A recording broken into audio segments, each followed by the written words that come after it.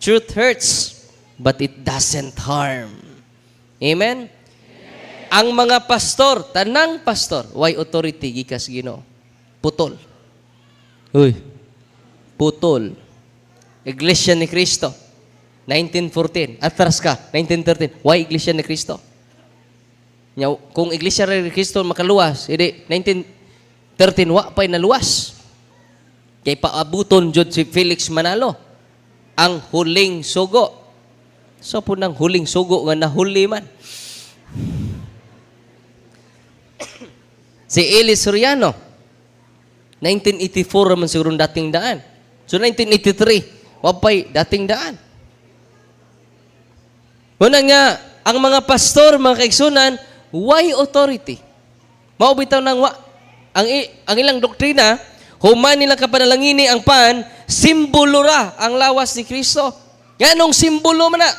Sakto na ilang pagtulunan. Sakto para nila. Nga naman, saon man pagkatinuod na awa man sila, authority. Uy. Mingon ka nga, ganong dakpon man mi sa gobyerno kung maghimo may kwarta, ganong dakpon ka kay play money man ang imo. Ganong dakpon ka kay wa kay authority sa paggama og kwarta, kaysa may dunay authority paghimo kwarta. Kinsa? Nya ikaw Bangko Sentral de ka. Unang dakpon jud nang nagama og piki nga Tinoo dili. Dakpon na dili. Dakpon jud nang way authority. So kining mga pastor wa ni authority. Mo nang mingon sila kanang lawas ni Kristo simbolo ra na. Para ninyo, simbolo ra kay wa man may authority. Ayaw mi apel. Kikining amo after sa panalangin tanang pare. After sa panalangin sa pare sa pan og bino, dili na ordinaryong pan. Dili na ordinaryong bino. Real Christ. Unsa na? Kung nahibaw lang ang mga Katoliko, mag-traffic ang simbahan kada Domingo. Sa may nag-traffic ron, buwangan man. Unsa may mag-traffic ron, ang diskuhan man. Tingano man, meaning ani, bagang duot sa Katoliko, inosente, pitok-pitok rang mata. Sangyawan sa mga way authority. Oy, madani lang mga abogado, oy. Kaano man, Katoliko, nga pitok-pitok rang mata.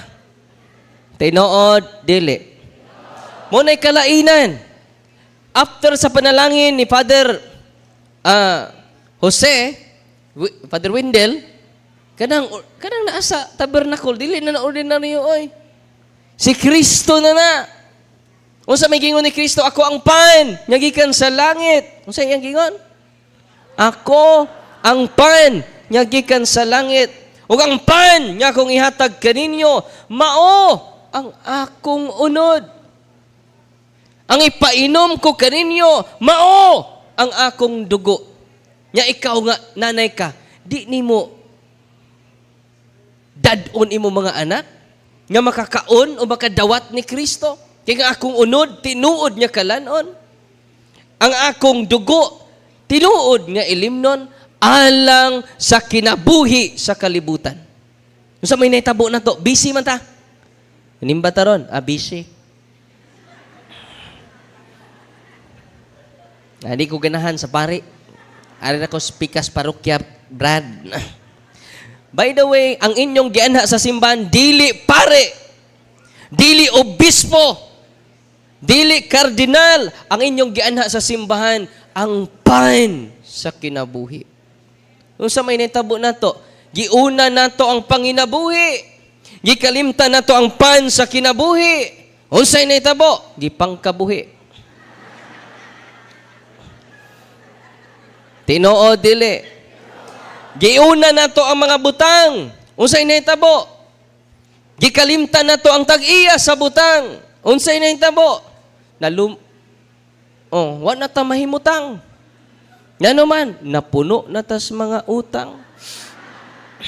Tinoo dili.